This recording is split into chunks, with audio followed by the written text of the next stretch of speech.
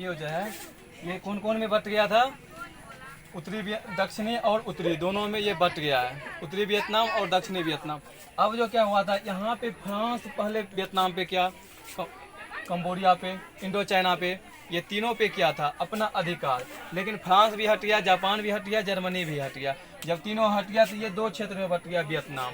कौन कौन में, दक्षिणी और उत्तरी में, ये दोनों बट गया। जब यहाँ पे क्या होने लगा, एक जो था उत्तरी वियतनाम, ये जो था फ्रांस का समर्थक था, जो कि वहाँ शासन कर रहा था, उसके अधीन था। अधीन कहने का मतलब उसका समर्थक कर रहा था, उसका बात मानता था।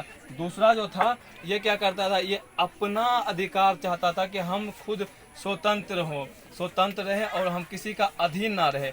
यही में ये दोनों के बीच युद्ध हो गया, ये दोनों के ही बीच युद्ध हो गया, अपने में दोनों लड़ गया। जब यहाँ पे क्या किया, अमेरिका अपना जो है क्या करने लगा कि यहाँ पे दबदबा बनाने के लिए, यहाँ पे राज करने के लिए धीरे धीरे अपना उल्लू छोड़ने लगा, कुछ गलती ढूंढने लगा कि हमको कुछ गलती मिले ताकि हम इस पे हमला करके अपना क्या कर ले, अधिकार कर ले। तो वो क्या किया, यहाँ पे एक जो है अपने देश में एक ऐसा खबर दिया, झूठा खबर फैला दिया कि वियतनाम का जो है, वियतनाम का जो है अनेकों जहाज, वियतनाम का अनेकों जहाज अमेरिकी 3 जहाज को, कितने, अमेरिकी 3 जहाज को बीच समुद्र में क्या किया है, घेर के उसको ध्वस्त कर दिया, मतलब पूरा नष्ट नाबूद कर दिया, मतलब उसको मिटा दिया।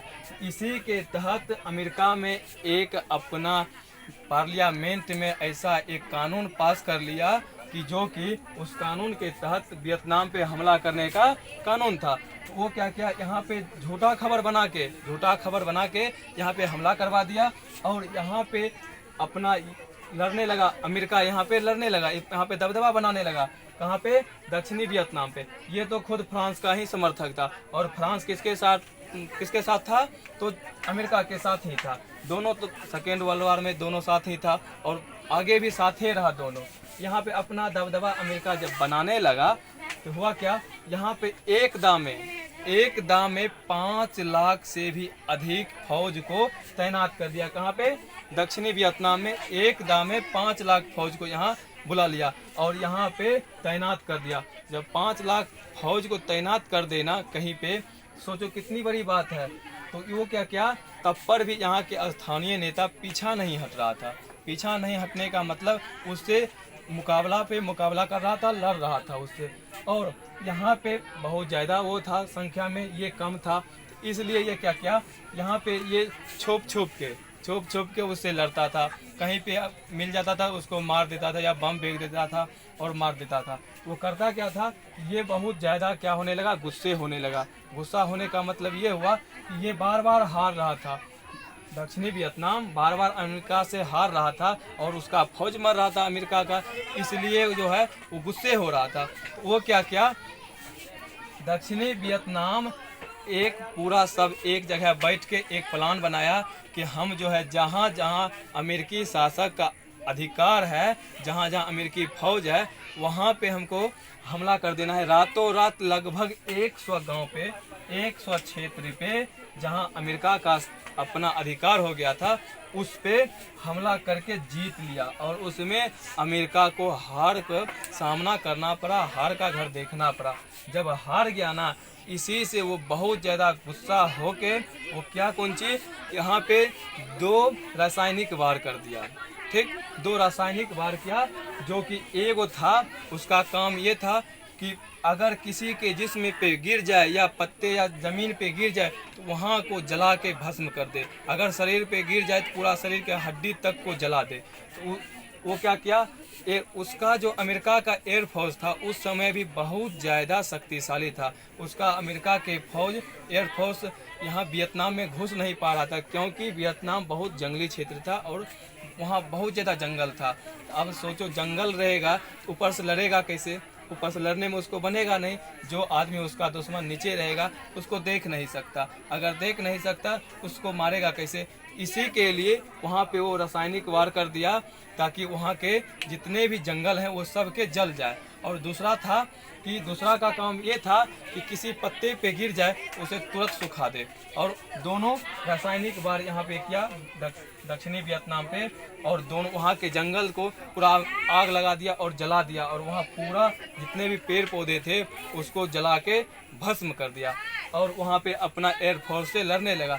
तब पर भी ये वियतनाम, दक्षिणी वियतनाम के जितने भी लड़ने वाले क्रांतिकारी थे वो नहीं पीछे हटे। ये क्या करने लगे, अब ये जो है पूरा सुरंग खोद दिया।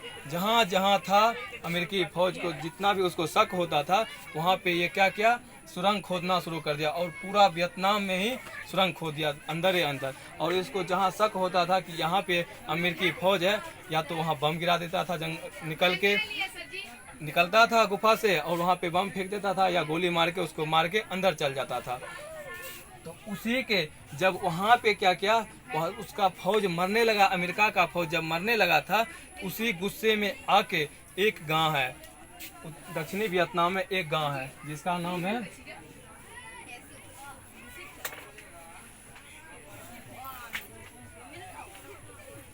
माइली। उनकी नाम है माइली, नाम के एक गांव है वहाँ पे, माइली नाम का गांव है, जिस गांव को 1965 ईस्वी में, कितना में 1968 ईस्वी में, कितना में 1968 ईस्वी में क्या किया, माइली गांव को पूरा घेर लिया, एक गांव को पूरा घेर लिया, और वहाँ के जितने भी बूढ़े थे और जितने भी बच्चे थे उसको जान से मार दिया, चाहे जो भी हो, जितने भी बूढ़े हो बच्चे हो सबको जान से मार दिया। और वहाँ के औरतें और वहाँ के बच्चे एक साथ बहुत ज़्यादा दुष्कर्म किया गया था, जिसको कि वहाँ के एक बूढ़ा आदमी जिंदा बच गया था। वो जो वहाँ के औरतों के साथ बहुत ज़्यादा गलत किया था ना, तो उसको भली भांति देखा था वहाँ के एक बूढ़ा आदमी, लाश के अंदर जो बच गया था, वो बच गया था ना, वो मीडिया के पास आके, उस समय तो टेलीविज़न था नहीं, जिस समय में ये घटना हुआ था उस समय टेलीविज़न नहीं था, सिर्फ पत्र था, जिसको कहते हैं पेपर था, पेपर जाता था, और एक क्या कहते हैं रेडियो था, ये दोनों चीज़ था।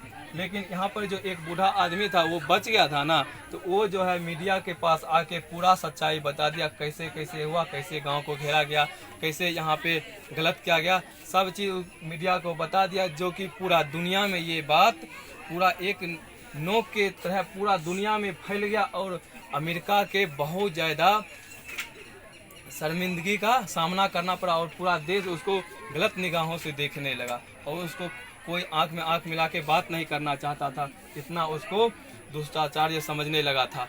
और खुद अमेरिका के देश के जनता खुद वहाँ के अपने राजा के खिलाफ आंदोलन छेड़ दिया, जो कि अमेरिका में एक नियम था कि वहाँ के कोई भी जनता जो भी मेडिकल फिट होगा ने, जितना भी फिट शरीर है, उसको 5 साल के लिए आर्मी में जाना पड़ेगा।